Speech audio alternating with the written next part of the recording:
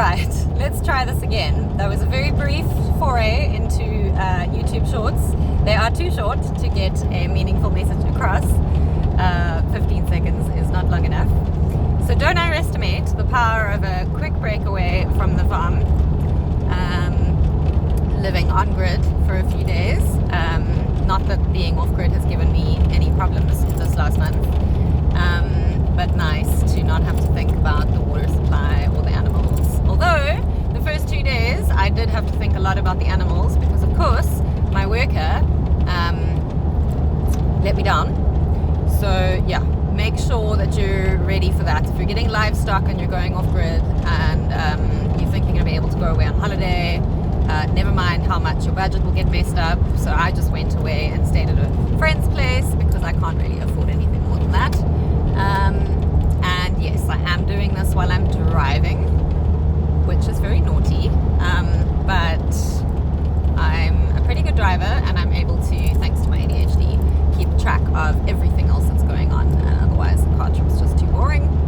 And there's just never enough time to do a proper video. Once I get home, it's checking that there's water, checking that the animals are all okay, nobody's lost legs or eyes or sick. Maybe even pumping water before the end of the day, washing the bucky down, and preparing for a new day. Because tomorrow I teach Pilates, so that's a whole different kettle of fish.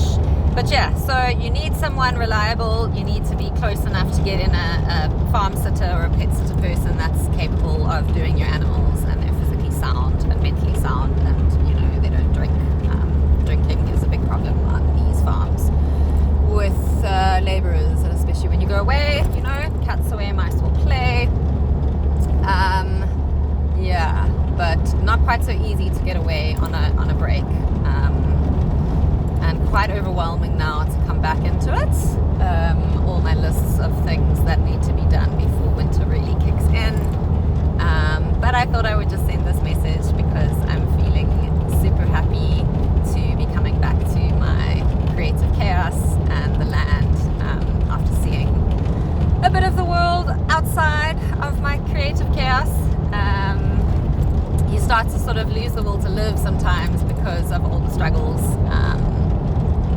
Yeah, but if you're also going adventuring off the grid, do yourself a favor and treat yourself to a 1 night or a 2 night or even a 4 night, how luxurious, stay somewhere where you don't have to worry about anything, and make sure you have people on the farm where you really don't have to worry, because yeah, that's a bit of a bummer to spend the first bit of your trip thinking about possibly driving home to sort out animals that your labor has been too hungover.